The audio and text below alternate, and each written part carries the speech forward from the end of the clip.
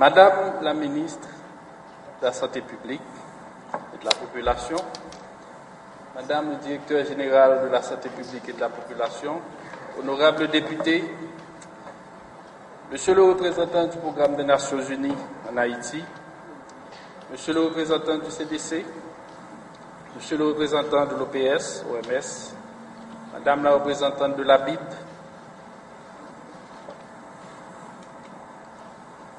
chers partenaires, représentants de la presse, je me sens particulièrement honoré de vous accompagner, d'être avec vous ce matin à l'occasion du lancement de cette vaste campagne d'élimination du choléra en Haïti. Depuis maintenant plus de 2 ans, Haïti, déjà ébranlé par le séisme du 12 janvier 2010, a dû également faire face à une épidémie de choléra déclarée en octobre de la même année. Le nombre de morts résultant essentiellement de la consommation d'eau souillée et des mauvaises pratiques d'hygiène se compte par milliers. La DINEPA a su répondre pendant ces 2 dernières années aux défis posés par l'épidémie, par la mise en œuvre d'une stratégie adéquate de réponse au choléra, en étroite collaboration avec le ministère de la Santé publique et de la population, grâce au support de nos partenaires financiers, de l'appui du gouvernement et des organismes non gouvernementaux responsables travaillant dans le secteur. Et déjà, le mal, bien qu'avec quelques soubresauts périodiques, a considérablement régressé. Les statistiques disponibles sur le sujet au ministère de la Santé publique sont en effet fort édifiantes. Ces événements, quoique malheureux, ont paradoxalement renforcé la capacité de la DINEPA à faire face aux urgences et quelque peu porté cette institution à structurer plus rapidement en son sein la direction de l'assainissement. Auparavant, en effet, dans ses interventions programmées, elle priorisait le développement du secteur de l'eau potable. 1 an après l'apparition de ce fléau de trop en Haïti, les présidents des 2 pays se partageant l'île, la République d'Haïti et la République dominicaine, ont accepté d'unir leurs efforts dans l'élaboration d'un plan visant l'éradication du choléra sur l'île d'Hispaniola au cours des 10 prochaines années. À travers ce plan, la DINEPA emboîtera le pas au ministère de la Santé publique pour fournir les services de qualité en eau potable et en assainissement, entre autres, aux localités et villes déclarées foyers résiduels au choléra par la direction épidémiologie du ministère. Ces actions viendront en complément aux efforts déjà entrepris et en cours d'exécution à la DINEPA. En effet, le gouvernement haïtien, à travers la réforme du secteur de l'eau potable et de l'assainissement, entamée en 2009, a enclenché une dynamique de modernisation et d'accessibilité à tous de ces services de base. Et déjà, des avancées ont été constatées eu égard à l'atteinte des objectifs du ministère pour le développement. Maintenant, un plus fort pourcentage de la population a accès à un service de base amélioré en eau potable. Beaucoup d'efforts, tant humains que financiers, sont à déployer pour résoudre définitivement le problème de l'eau potable et de l'assainissement sur tout le territoire national et ainsi accompagner le ministère de la Santé publique dans sa lutte contre toute forme de maladie d'origine hydrique.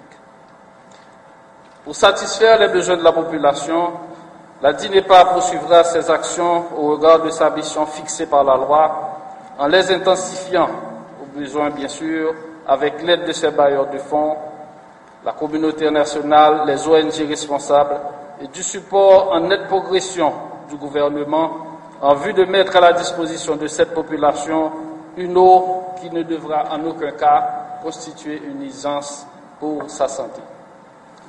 L'autre volet du cycle de l'eau visant la collecte et le traitement des eaux souillées est tout aussi important et primordial. La DINEPA continuera à combattre la défécation à l'air libre et le rejet des eaux usées, particulièrement des matières fécales, directement dans la nature, sans aucun traitement préalable. Le premier défi à relever est donc de susciter chez toute personne le réflexe de l'utilisation de sanitaires pour déféquer. Le second défi est la formalisation des services de vidange et le traitement des eaux usées avant leur rejet définitif dans la nature. Dans cette perspective, et comme pour l'eau potable, une stratégie de l'assainissement est déjà lancée, se déclinant sur 3 axes. L'assainissement de base, avec l'accès pour tous aux sanitaires, la vidange dans des conditions respectant la dignité humaine, et enfin le traitement écologique des excréta, notamment par la construction et l'exploitation de stations de traitement à travers les différentes régions du pays.